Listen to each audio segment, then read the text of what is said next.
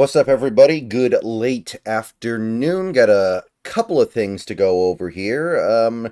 Nothing earth-shattering, of course, from the Seahawks or the Cardinals today. You wouldn't necessarily have expected that.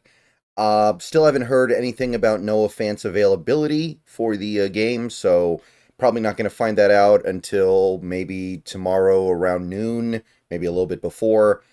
But we did find out some good news about Rayshawn Jenkins, and we also have some practice squad elevations. So that's probably going to be all the news that we get today. So Rayshawn Jenkins has been activated, so he can play in this game. We don't know if he's going to start. We don't know how much he's going to play. We don't know what his role will be. Maybe he'll be the third safety in three safety sets. But Rayshawn Jenkins has been activated. And to my knowledge, he had a full week of practice, so it would be very surprising if he didn't play.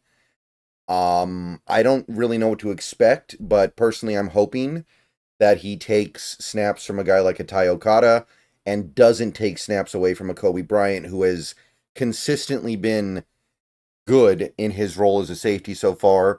And unlike Rayshawn, he could have a long-term future here in Seattle. He could be a guy who is here for several years after this season. I don't think Rayshawn's likely to be here because of his contract hitting the final year next year, and I think that Kobe entering his contract year next year, you get him at least one more year really cheap, and he'll be highly motivated to produce because that's how contract years work.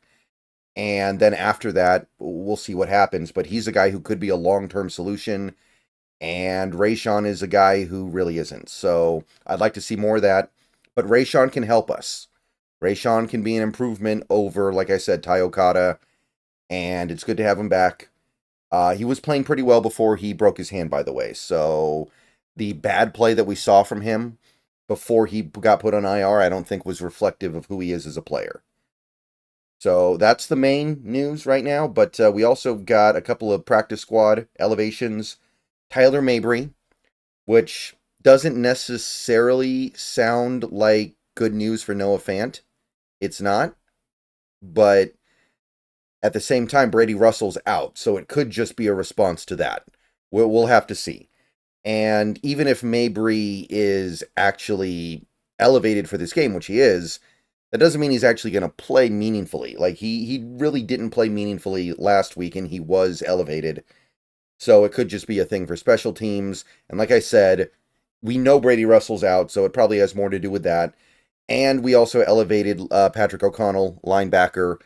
That's obviously a response to just, in general, we don't have a lot of linebacker depth on this team. And honestly, after this week, the Seahawks are probably going to have to do something a little more permanent because they've let Jerome Baker and Tyrell Dodson go, and they've really only replaced those two guys with one guy, Ernest Jones. So you are exceedingly thin behind your two starters. You basically have Drake Thomas and now O'Connell. So O'Connell may get signed to the 53-man roster next week, but for now, practice squad elevation. That's it for Seahawks stuff. Cardinals, on the Cardinals side of things, they elevated a safety from their practice squad, Andre Chachere. He was somebody who they re-signed during their bye week. He had been cut previously, so not much to say about him, but it's obviously because Jalen Thompson's out and DTD is playing, but not probably less than 100%. And yeah, that's what we got. So that's all I can comment on right now. We'll see what happens with Fant. If we get word maybe late tonight or early tomorrow morning, I'll make a video about that. But for now, that's all the news we get.